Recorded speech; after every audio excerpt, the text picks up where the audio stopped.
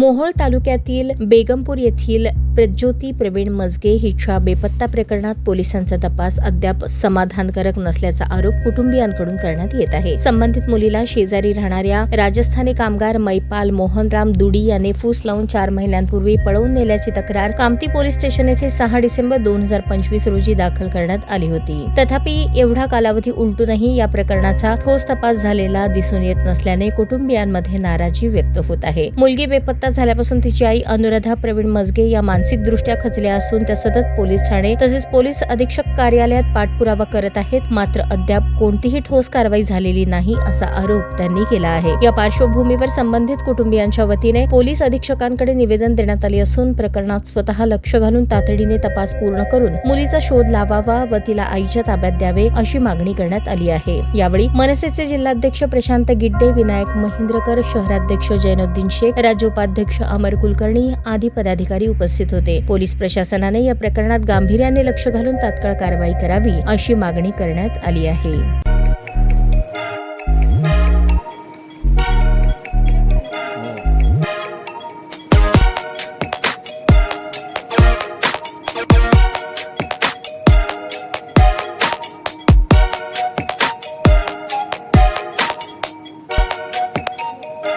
सोलापूर शहरातील सुप्रसिद्ध हॉस्पिटल म्हणजे सेंट्रल मल्टी स्पेशालिटी हॉस्पिटल मागील अनेक वर्षापासून सेवा बजावत आहे। 24 तास इमर्जन्सी सर्व्हिस, मॉडर्न टेक्नॉलॉजी, अनुभवी डॉक्टर्स तसेच अत्याधुनिक तंत्रज्ञान सुविधांनी सुसज्ज स्त्रीरोग प्रसूती विभाग, ऑर्थोपेडिक विभाग, मेडिकल विभाग आणि इतर एकमेव नाव म्हणजे सेंट्रल मल्टी स्पेशालिटी हॉस्पिटल। पत्ता गणेशपेठ शॉपिंग सेंटर, मंगळवार बाजार, सोलापूर।